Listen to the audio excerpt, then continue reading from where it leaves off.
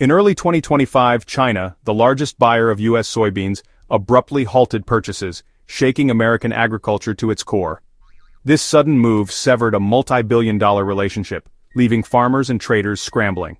An estimated $1.1 billion in U.S. agricultural trade vanished overnight, impacting countless American families. Beijing's suspension of new purchases and import licenses for major U.S. agricultural firms was a calculated economic blockade. Ships and grain elevators were left idle, disrupting the finely tuned supply chain. Farmers, banking on Chinese demand, faced a mountain of unsold soybeans and debt. The ripple effect hit transportation, port workers, and rural communities. Beyond the initial $1.1 billion loss, the crash in soybean prices and increased storage costs compounded the damage. This was more than a trade dispute. It was an economic weapon aimed at the U.S. heartland. The abrupt cancellation of orders created a devastating backlog, with ships left idle and grain elevators filled to capacity. The intricate supply chain that moved soybeans from American fields to Chinese markets ground to a halt. For farmers, the news was catastrophic, leaving them with unsold crops and mounting debt. The financial fallout extended beyond farms, affecting transportation, equipment dealers, and rural communities. The true cost included a crash in soybean prices and long-term damage to America's reputation as a reliable supplier. China cited phytosanitary issues, claiming pests and contaminants in U.S. soybeans as the reason for the halt. However, the timing coincided with new U.S. tariffs on Chinese goods, suggesting a retaliatory motive. Analysts saw this as a strategic move by China to punish U.S. trade policies. By using regulatory standards as a non-tariff barrier, China maintained plausible deniability while sending a political message. For American farmers, whether the reason was pests or politics, the outcome was the same. Their biggest market was sealed off. The history of U.S.-China trade is filled with similar instances of technical regulations used as weapons. The sudden discovery of contamination seemed improbable given stringent U.S. agricultural standards. The likely explanation was China sending a clear signal: target our economy, and we'll target your agriculture. The distinction between pests and politics was academic for those caught in the crossfire. The suspension of import licenses and halt of purchases occurred as new U.S. tariffs were set to take effect. This context suggests phytosanitary concerns were a pretext for larger geopolitical motivations. The real reason was likely retaliation, using buying power as a tool against U.S. trade policies. The trigger for China's move was a decision in Washington, D.C. The Trump administration announced a 10% duty on Chinese goods, escalating the trade conflict. Beijing responded with fury, imposing new levies on $21 billion of American agricultural products. A 10% tariff hit U.S. soybeans and sorghum, while a 15% tariff targeted chicken, wheat, corn, and cotton. China's strategy was clear: target the American heartland, a crucial political base for Trump. Soybeans, the most valuable U.S. export to China, became leverage. The message to Washington: your trade policies will hurt your farmers. This exchange plunged the superpowers back into a trade war, with agriculture caught in the middle. The cycle of tariffs and counter-tariffs defines U.S.-China relations, with each move prompting escalation. The 2025 dispute reminded that despite negotiations, tensions remain high. Linking tariffs to non-trade issues like drug flows blurred lines between economic policy and national security. For soybean farmers, geopolitics mattered less than the reality. Their livelihoods were pawns in a global game. China has been the cornerstone of the American soybean industry for decades. In 2024, China imported over 27 million tons of U.S. soybeans, valued at $12.8 billion. Nearly half of all U.S. soybean exports traditionally went to China. The relationship was symbiotic. China needed soybeans for livestock, and U.S. farmers needed a reliable buyer. The loss of this market created an instant surplus, causing domestic prices to plummet.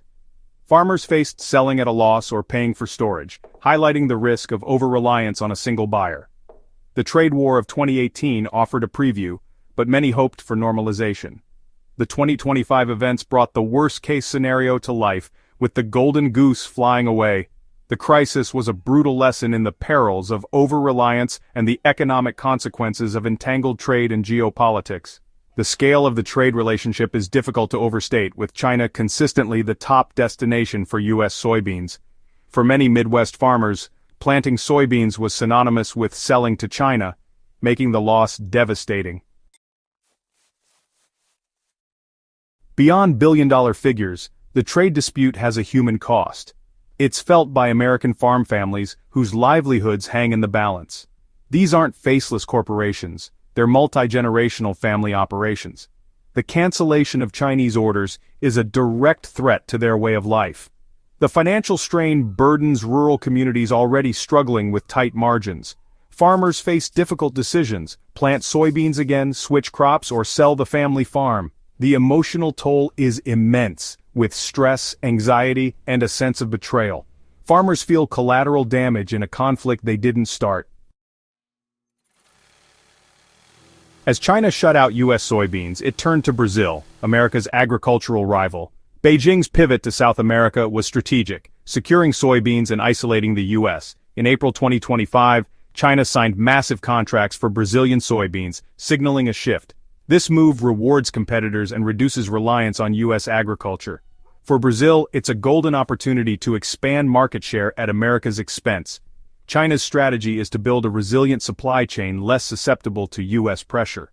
The implications for U.S. farmers are worrying, as Brazil fills the void left by the U.S. Once new trade routes and relationships are established, they can be hard to undo. The shift could become permanent, even if U.S.-China relations improve. The Brazilian agricultural sector is a formidable competitor with vast land and favorable climate. As Brazil ramps up production, it effectively fills the void left by the U.S. The pressing question is whether this is a temporary setback or a permanent realignment. Even if the trade dispute resolves, China may not return to previous levels. Brazil and South America are eager to fill the gap, risking long-term damage to U.S. soybeans. The 2018 trade war showed that once China diversifies, it's hard to win back. China's strategy of self-sufficiency and reduced reliance on imports was already underway. U.S. agricultural exports to China had been declining even before the 2025 crisis. The tariffs accelerated a process already in motion, suggesting a shift in trade dynamics. The fear is that the U.S. may have lost its status as China's preferred supplier. Relationships built over decades have been shattered in months. Even if tensions ease, the U.S. might only be a secondary supplier. For American farmers, losing their primary customer is a nightmare scenario. The combination of China's pivot to Brazil and its self-sufficiency drive paints a grim picture. The trade crisis could reshape American agriculture for generations. If the Chinese market diminishes, U.S. farmers face lower prices and increased competition. The surplus of soybeans will flood other markets, driving down global prices. This could trigger farm consolidations and bankruptcies, especially among smaller operations. Economic stress may accelerate younger generations leaving farming, hollowing out rural communities. The U.S. government may need to step in with subsidies, but this isn't sustainable. A future reliant on government aid is precarious, vulnerable to political shifts.